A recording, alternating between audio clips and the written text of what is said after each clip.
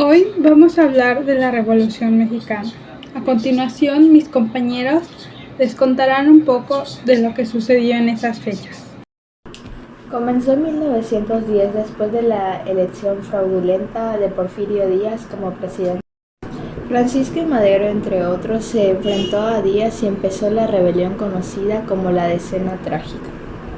Fue el primer presidente electo por la revolución y empezó una reforma agraria. Sin embargo, fue asesinado por Victoriano Huerta en 1913.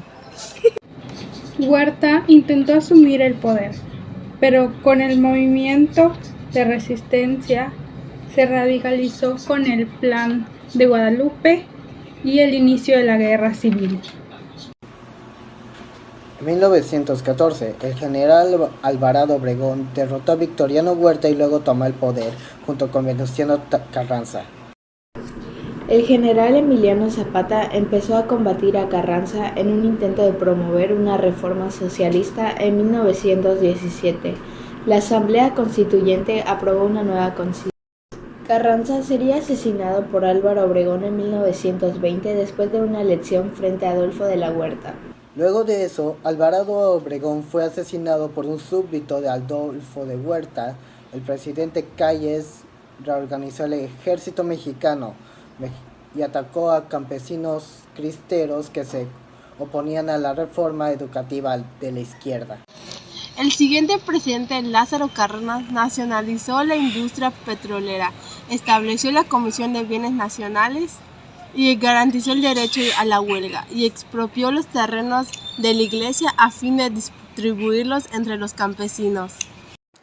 El presidente Ávila Camacho, al igual que sus predecesores, continuó los procesos agrarios, pero promovió una mejor relación entre la iglesia y Estado. El presidente alemán continuó la reforma agraria, pero también trató de llevar una mejor relación entre Iglesia Católica y Estado. El presidente Adolfo Ruiz Cortines se enfocó en la reforma educativa, la lucha contra la pobreza y la construcción de infraestructura. El presidente López Mateos continuó con los programas de reforma agraria, pero enfocados en crear empleos y aliviar la pobreza. El presidente Ordaz se enfocó en la estabilidad económica y política y al mismo tiempo mantuvo una fuerte postura frente a la oposición política. El presidente Echeverría continuó la reforma agraria y promovió la industrialización del país. A su vez, impulsó la integración de México en el mundo a través de la creación de la Comunidad de las Naciones Latinoamericanas y del Caribe. El presidente López Portillo continuó con la reforma agraria e impulsó la industrialización y la modernización del país. Sin embargo, enfrentó una crisis económica y tuvo que realizar una devaluación del peso mexicano, que creó una crisis financiera que se extendió a todo el país, incluso a todo el mundo. La República Miguel de la Madrid se enfrentó a una crisis económica y un fuerte endeudamiento público. Se enfocó en la estructura del sector externo, en el sector financiero y en la mejora de la infraestructura. El presidente Salinas de Gortari continuó con la reforma económica y empezó un proceso de apertura del mercado internacional que se enfocó en la privatización de empresas y la modernización de la industria. Sin embargo, se enfrentó a una fuerte crisis económica en 1994, cuando el peso mexicano cayó drásticamente. La crisis terminó con un rescate financiero por parte de Estados Unidos.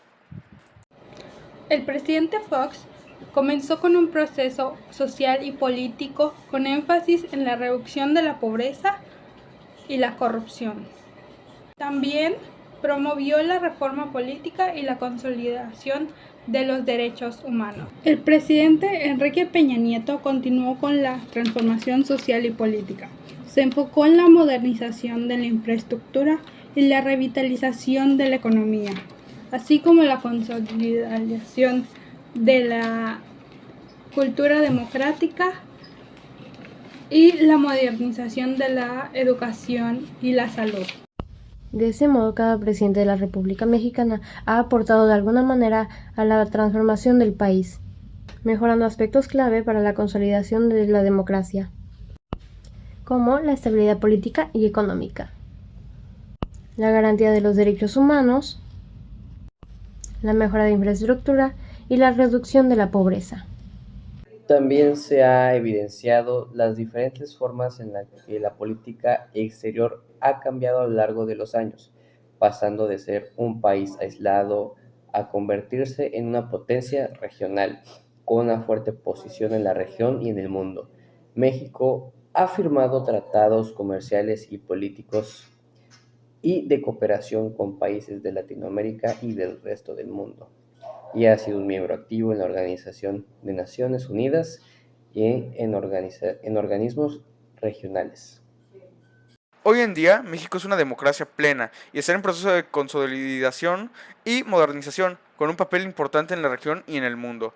Aunque aún existen retos y problemas como la pobreza, la violencia, la corrupción y la necesidad de modernización, México se encuentra en una etapa de crecimiento, desarrollo y estabilidad. El futuro de México depende de la continuación de la modernización del Estado, la garantía de la justicia y los derechos humanos, la mejora de la educación y la reducción de la pobreza y la lucha contra la corrupción y violencia. Asimismo, la continuación del progreso económico y social dependerá de la continuación de la integración económica y política con el resto del mundo.